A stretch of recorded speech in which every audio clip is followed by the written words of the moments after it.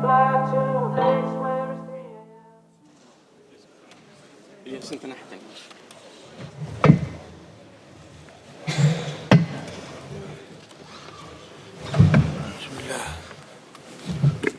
alaikum. Welcome to the pre-match press conference of match number 62 of the FIFA World Cup Qatar 2022 that is going to take place tomorrow at Al Bayt Stadium. Please allow me to welcome coach of Morocco, Walid Regragui, and the team player number 13, Ilias Chair. Translation is available in the FIFA interpretation app, English, French, and Arabic. Coach and Ilias, your opening remarks, please. Okay. Bonjour. Good morning. Well, the further we go in the tournament, the more difficult the games are. We're going to play the world champions with some world-class players and a very good coach, perhaps the best coach in the world. So we're going to focus on what we know how to do. We're going to show great desire and try and pull off an upset. And why not reach the final of the World Cup? Hello, yes. He did it in French, I will do it in English. As players, we are all excited to be in this semi-final. And everyone is really motivated to play against the best national team in the world. And I think with the help of our trainer and the technical staff, we will have a good game, and hopefully we'll see each other again for the final.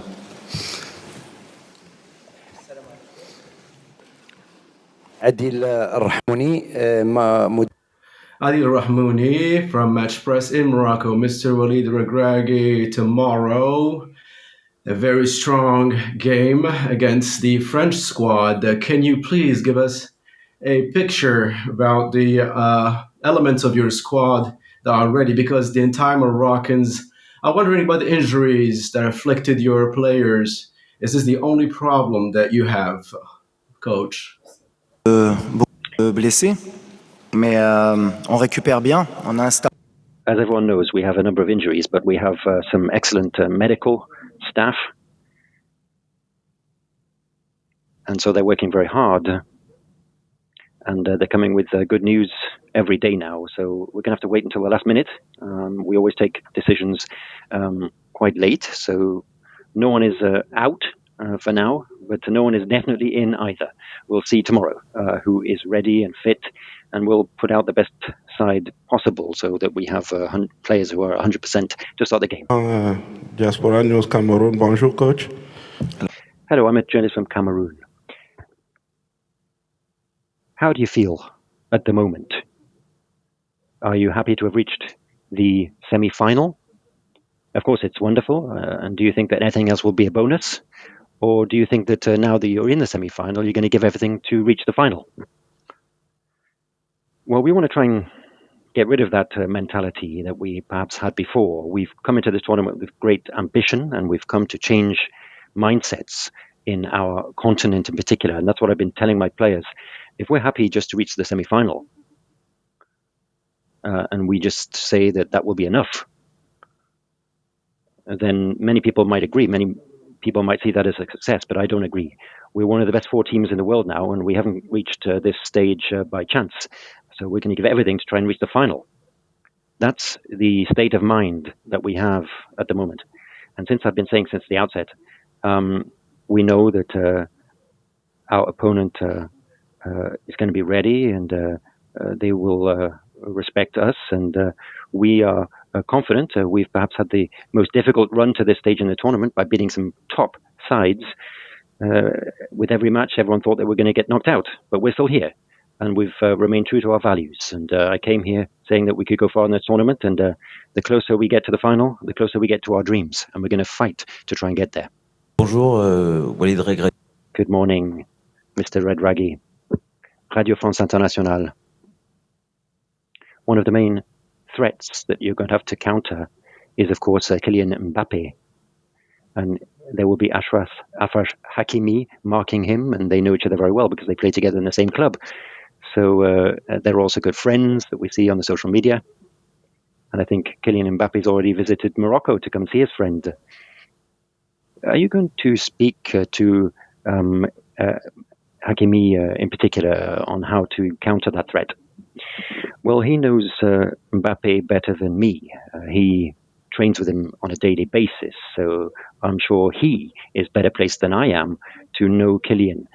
So no, I'm not going to try and set up any particular tactical plan to counter Kylian Mbappe. Unfortunately for us, France also has other good players. Griezmann, for example, is at the top of his game. Between the lines, Ousmane Dembele is also a perfect complement to Kylian Mbappe on the other wing. So if we just focus on Kylian Mbappe, that would be a mistake. We're going to have to play as a team. Achraf Hakimi is one of the best players in the world in his position as well, so it's going to be a great duel between the two. They're both champions, world-class players, and they're both going to be going at it hell for leather.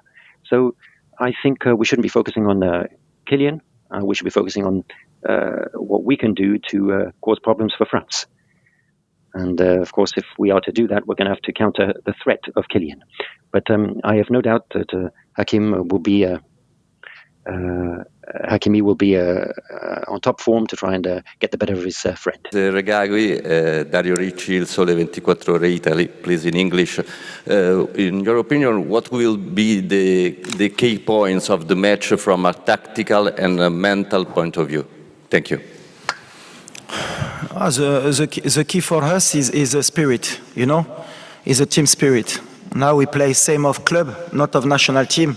Everybody work, everybody want to give our best in every game, and we play a collective game every time with a good spirit. And the spirit for me is everything in the football. Is more important. And with the heart and the spirit. Before we continue with the questions, I would kindly ask our colleagues, the photographers, to please leave the room. Our colleagues, the photographers, kindly please leave the room. Thank you. No more photos.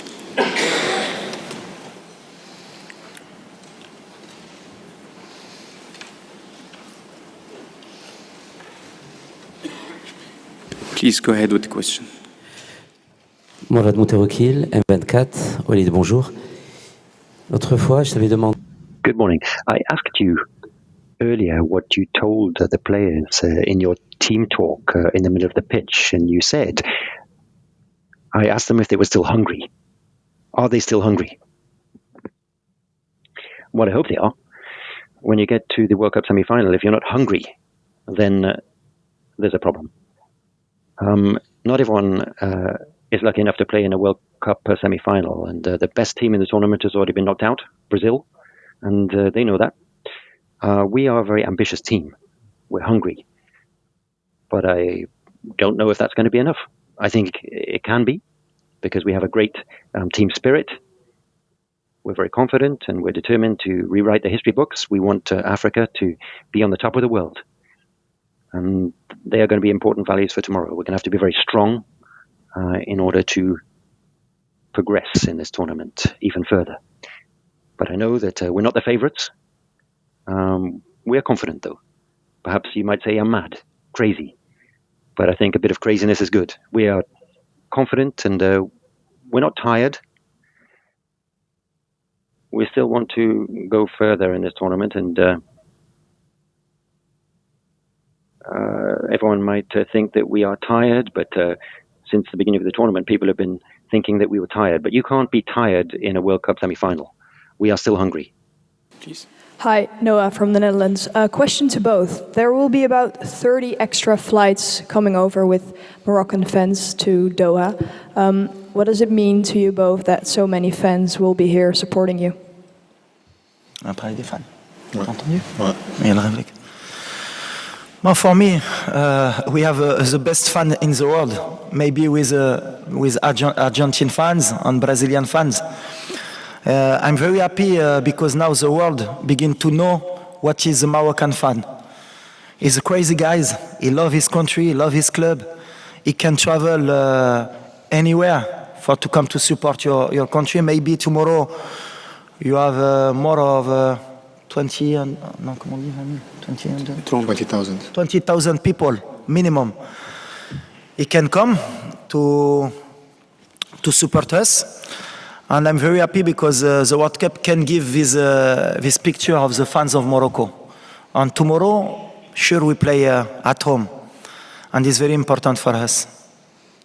Yes, and for me the same. I think all the Moroccan fans around the world, they come and support us, and it's a great honor and pride to play for these fans and make them proud. So I think it's really important for us that we go out there and perform and make these fans happy, because like the manager said, they are the best fans in the world. So we are out here to give our all and hopefully at the end be the best.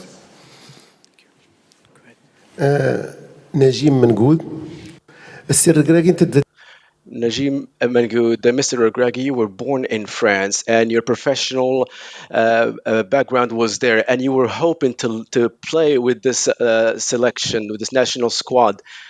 You have players that have the same parcours, Boufal and Seyss. Is this going to help you tomorrow? Alors, je suis né en France. Yes, I was born in France. I'm a dual national, and that's an honor and a pleasure. And it's an honor and pleasure to face France. But I'm the Morocco coach, and we're going to be playing the best team in the world tomorrow. And it doesn't matter who we're playing, France, England, or whoever. The most important thing is to get through the final. Of course, it's important for my family and for my friends. But as a coach, it doesn't really matter who we're playing. It's not something that interests me. I'm a football coach, so I'm focusing on winning the game. If it was England that we were facing, the same would be true. What's a challenge for a coach is to be playing the best team in the world. It's always good as a coach to to test yourselves as a team, and that's the message I'm trying to get across to my players. I say to them, look, it doesn't matter who you're playing. When we played Belgium, we also had a few dual nationals with Belgian nationality, but when we play for Morocco, we are Moroccan, and we're playing a football match, and it should be a football festival, and for all dual nationals, it should also be a festival of football. So if it's Morocco or France who wins, I'm sure many of those dual nationals will be happy either way. Hello, Mr. Walid, Mr. Ilias. La Coupe du Monde, on connaît les qualités de la France, notamment avec ces. You're going to face the reigning world champions, and we know how good they are. Do you think you're going to have to try to keep the ball a little bit more in order to try and break down France and create more opportunities? Or will you keep this deep defensive block and try and strike on the counter-attack? No, we're going to play to our strengths. And I'll repeat what I said earlier, and that is that we are now in the semi-final, and this idea of possession. It's amazing how you, the football journalists, love these figures about 60, 70% possession. But that's no good if you only have one or two shots in a match. There's this expected goals statistic. Oh, we might have won the match because we had 4 expected goals. And then you see a striker who's missed 3 or 4 chances. So those expected goals don't mean anything. We are here to win the game. It doesn't matter how much possession we have. If we can keep the ball, then we will. But if they don't let us, then so be it. But we're going to fight with the tools that we have. And I know that Didier Deschamps is one of the best coaches in the world, probably the best in my view. And he knows how to set up a good team as well. We are here to win. So if they allow us possession, then we're going to keep the ball. But I don't think they're going to do that. What we're going to do is we're going to try to stop them from having shots on goal and stop them from having expected goals. And goals at the end of the day. We're here to win. But I would ask Mr. Infantino, if you can start giving points to teams who have a lot of possession, then that would be a different thing, and it would change leagues altogether, because there's Manchester City, for example, which has 70% possession practically every game. But apart from that, it doesn't matter. Guardiola was my hero as well for a long time. I wanted to keep the ball. I wanted to play possession football. When you've got De Bruyne, Bernardo Silva, other players, world-class players, then that's possible. But what's important for me is that we know that a lot of European journalists who've criticized our style of play. And I think they don't like to see a team of our stature playing like a European team, cleverly. Because people used to think that African teams were fun because they played with a bit of pleasure. Okay, they dribbled players, but they weren't effective. They got knocked out. But those days are over. We want to win now. We want to be effective. We want to win for Africa, and we want to win for developing countries in football terms who are learning now that you can win. There isn't just one way of playing. Look at France, for example. 2018, they were playing scintillating football. They beat everybody in great style. But against England, they didn't create 40 opportunities. They were just effective. And so that could be our model for tomorrow. I don't really care about expected goals, possession. I think we had 0.01% of chance of winning the World Cup at the outset. Now we're 0.03% perhaps. But we're going to try and destroy those statistics tomorrow. You might think I'm crazy. So, 12% chance of winning the World Cup. Okay, well, we're going to try and make that more. Good morning, Coach. Fernando Veracruz de Barra. I'm a freelance journalist for Sao Paulo. 8 months ago, your predecessor had great difficulty in managing the team. And you've come in and you've made a great group with these players of different origins, and Morocco has got this far in the tournament. You're in the last four. Tell me your secret in forming this team. And for the player, I'd like to talk to you about the idea of bringing your families. Who is here with you from your families? And what type of support do they give you in terms of that possibility of drawing strength from your families? Pour moi, il y a mes parents. Well, my parents and my wife have come, personally speaking. And I think all of the other players have their parents and family members here as well. And I think that's given us great strength, and I hope it continues that way. Because if you look at the films or the videos of the game after the game of players with their parents, it's fantastic to see. And you see that people have tears in their eyes. And it gives us great strength. And we're going to try and use that strength in the next games. Well, what I've brought to the team, I think, the credit needs to go to the players. I tried to build a team spirit, and I thought a lot about how to go about this tournament. A World Cup tournament is nothing like qualifiers or friendlies or medium or long-term development. I had to prepare a team for a tournament in a very short space of time, and I had to first of all get there. And we thought about this with my staff, and we thought about these little details, like bringing family members to try and build team spirit. And that's helped us, I think, go far in this tournament. And I think tactically, we also had to be straightforward, focus on being well organized, and showing sacrifice, and being self-confident. So it's worked out. It might not have done, but I think we've taken the right choices because we've seen that in the results, and the players believed in the project. I found a great bunch of lads who love their country and who believed in me as well. السلام عليكم هشام فرج من الشركة الوطنية للإذاعة والتلفزيون. Hello, Hisham Faraj from Morocco. Hello, Mr. Walid. Hello, Mr. Ilias. Mr. Walid, I'm not going to ask you about the match because you pretty much said everything.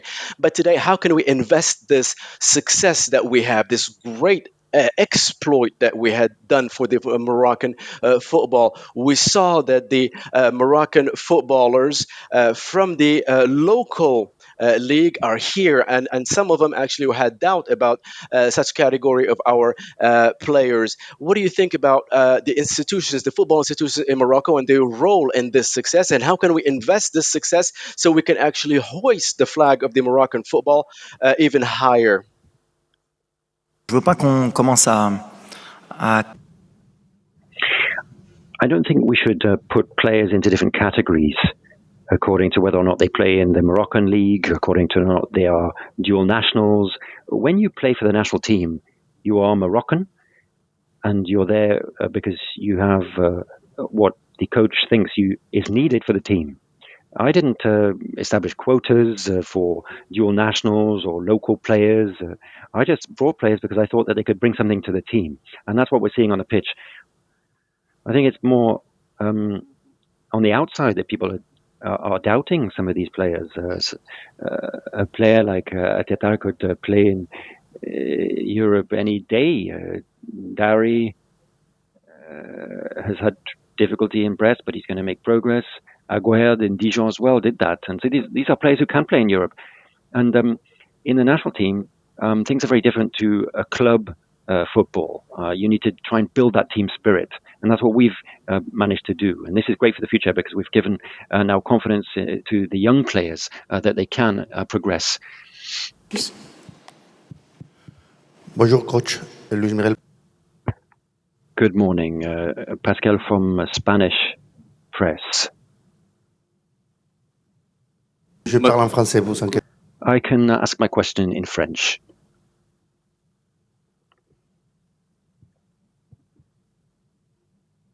Eduardo Dominguez is your physical trainer. How is he involved in the team staff? And could you talk about his role?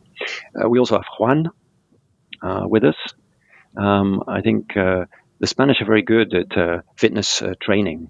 They work a lot with the ball. And to begin with, I had a practically 100% Moroccan staff. That's what I wanted to see. But I made an exception for the fitness staff. And that's not because we don't have good fitness trainers in Morocco, but I was very impressed by the Spanish approach to fitness training. And Edu has come in very well. He also coached in the Emirates and in Saudi Arabia, so he understands the Arab mentality. But we're delighted to have him with us, and he's doing an excellent job. Bonjour Walid. Good morning, Walid. Emmanuel Banguet for Agence France Presse. So obviously you know French football very well because you also played there. Moroccan training has very much improved because of the Mohammed VI Academy. And this has been a long-term process. And now this team is going very far in the World Cup. You've also gone to get dual nationals, but you've also been training local players very well as well. Yes, we're lucky enough to have His Majesty Mohammed VI, who has invested heavily in football in Morocco. And a lot of our success is down to the creation of that academy. We've got great infrastructure now. Many new stadia have been built, including training facilities. And the academy is part of this royal project. And that's great because, of course, we've always drawn from these dual nationals. Myself, I'm a dual national. In 2004, there were also a lot of players who trained in France. But we understood very quickly that we also needed to focus on training in Morocco to develop our youth. And with El Nasri, Tegnauti, Unahi, and Aguerd, and Banu, Gari, other players are now products of this local training system. And that's great because it shows that Morocco and Africa have made progress because they've understood that they need to train players themselves. And thankfully, His Majesty has had that vision, and it's now working effectively, and we've shown the world that Morocco has made great progress. My question is in English. Karim Abdel Mohsen from Cora Platform. First of all, congratulations, Captain Walid. I congratulate you, first of all, Captain Walid, for this great achievement, and hopefully he will realize the dream that he mentioned in the very first beginning of this competition. After this great achievement, you will have a lot of offers during or after this World Cup. Captain Walid will go on with the Moroccan squad, or will he want to have a new experience afterwards? Nous, on est concentré sur la demi-finale. Et le message que je veux envoyer aujourd'hui, justement, c'est parce que je vois depuis 2-3 jours, on a envie d'être satisfait et de dire quoi qu'il arrive, on aura réussi notre mondial. Et je veux changer ça. And I want to change that mentality. You might think I'm crazy, but we want to get to the final of the World Cup. And I'm not just saying that. We're not just going through the motions. We aren't satisfied with reaching the semi-final and being the first African team to do that. We want to go further than that. And that's why my players are ready to give everything. The staff is also ready to give everything to pull off an upset tomorrow, as we did against Belgium, Croatia, Spain, and Portugal. We're facing the best team in the world, but we are focused on what we want to achieve. We have tremendous energy today, and that is going to drive us tomorrow. This is a cup match, after all. It's a knockout game. And when you have desire, commitment, and the support of your crowd, then you can win it. And I'm the Moroccan coach, and I love my country, and I'm focusing on that game tomorrow. Bonjour, Lassana Camara. Good morning, Lassana Camara from PanAfricanFootball.com. I knew you when you were at Corbeil-Essonnes in some difficult suburbs, and you know that part of the world. And the fact that you grew up there, does that help you understand some of the players today? Some African coaches have difficulty understanding those players who come from the diaspora. And then you also coached in Morocco, and you became champions of the African Champions League. And on the 18th of December, you could win the World Cup, and the whole of Africa is looking at you and hoping that you can do it. We followed African coaches, and it would be wonderful. It would be the first time in my life that I don't support France, because I've been supporting France for the past 5 years, but I want to see Morocco win the Cup for Africa. Yes, I grew up in Corbeil-Essonnes, in those suburbs, but I don't want to talk about that issue, social exclusion, or people who've come up from the difficult suburbs. A lot of people in my suburb left 30, 40 years ago to try and tell that story. But I want to focus on people's skills, people's ability. It doesn't matter where they're from. Yes, I was from a difficult neighborhood, and sometimes you have to fight much harder than other people to get somewhere in life. But I'm not complaining about it, and I don't want to focus on that. I'm here for the World Cup semi-final. If that can help me, then that's great. Because sometimes where you come from does help you with your motivation. It makes you even hungrier. And yes, I try and get that message across, but that's not an excuse or complaint. I don't want to focus on that story. I'm here because I'm a good coach. I've trained as a coach. I was for 10 years. I worked as a coach before I took over in the Morocco side. And I just try and achieve the best results I can on the pitch. And I show a good example. That's what I try and do.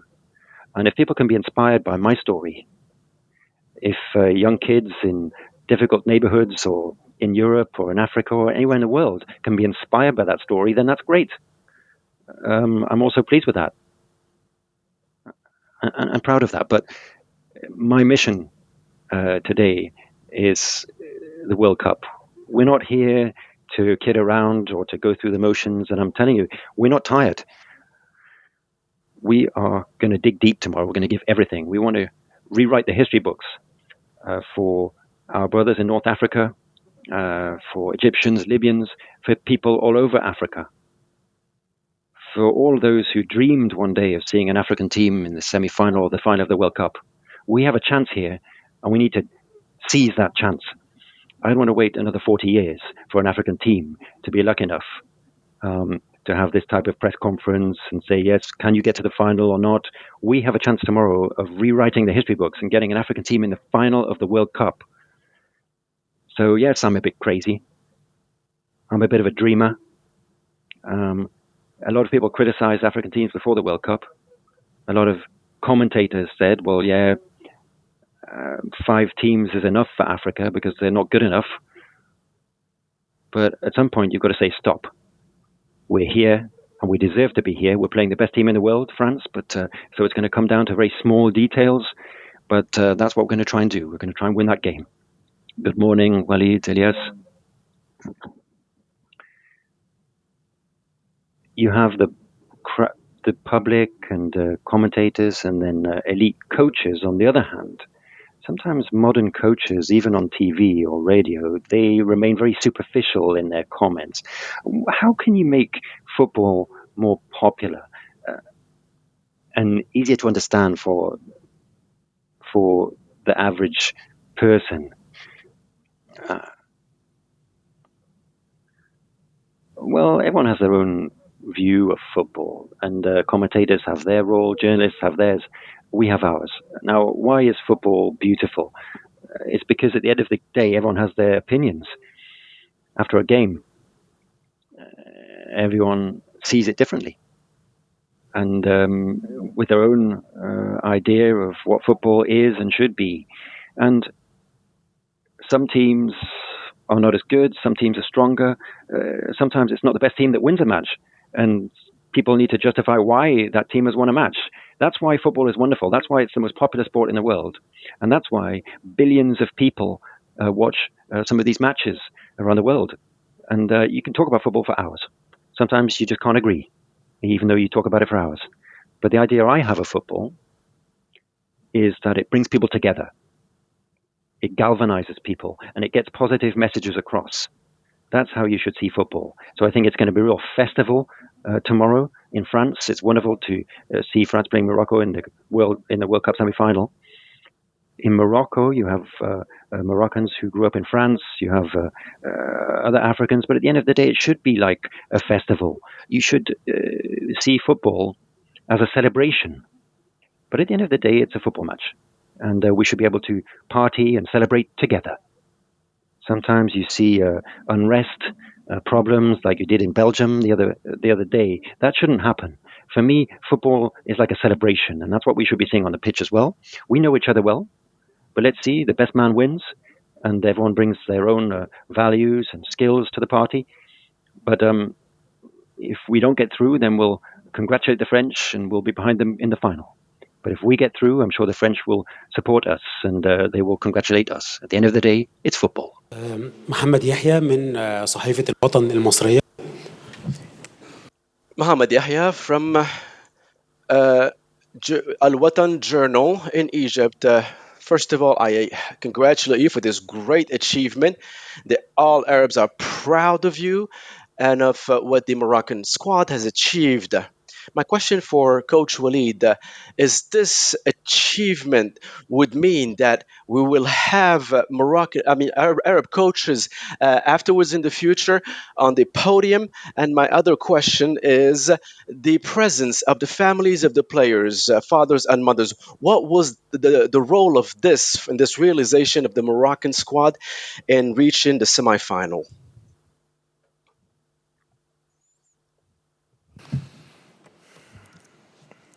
Nous, ce qui est important pour nous, what's important for us, focusing on the football again, because that's what's important for me,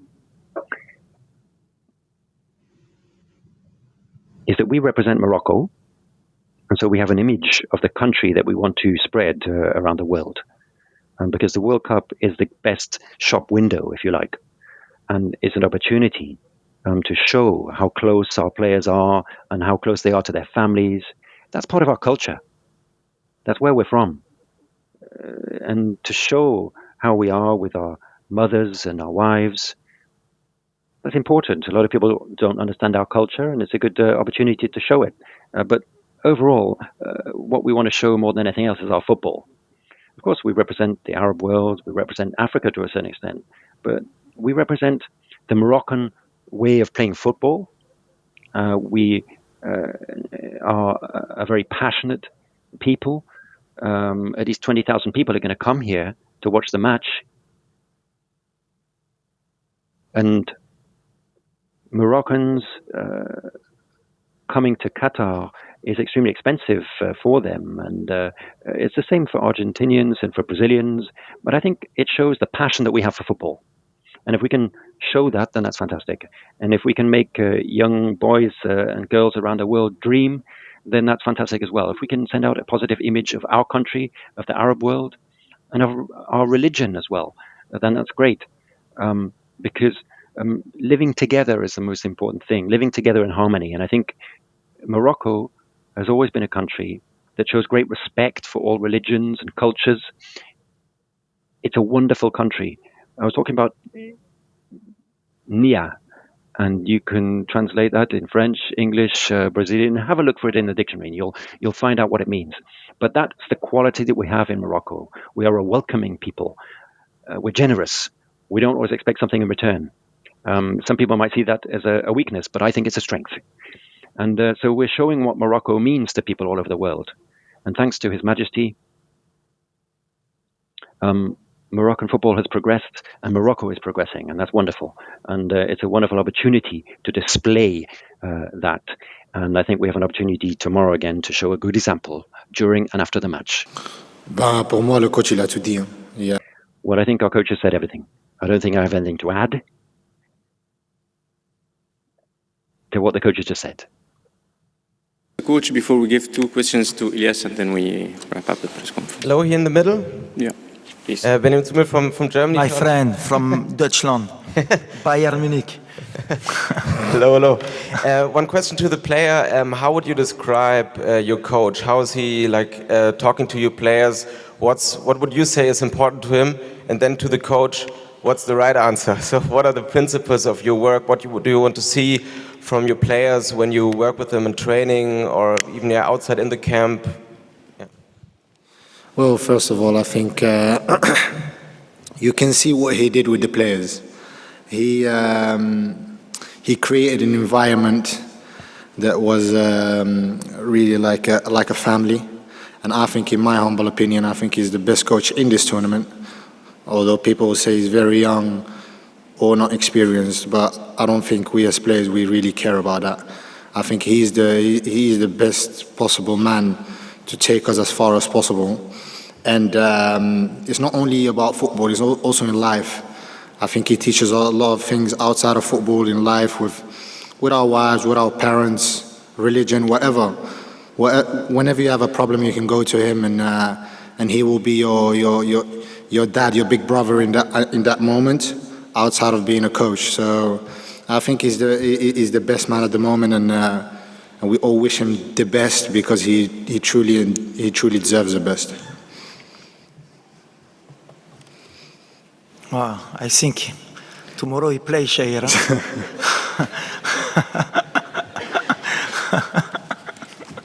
Merci, mon petit. So, 1 question to the coach and 1 to the captain, please. Over there, here. Good morning, Coach. GB Olivero, Gazzetta dello Sport from Italy. Congratulations for your job because more your players are at their best now. Do you think they will play so well also in their clubs after World Cup? And this tournament is for them a magical period or the turning point of their career? Thank you.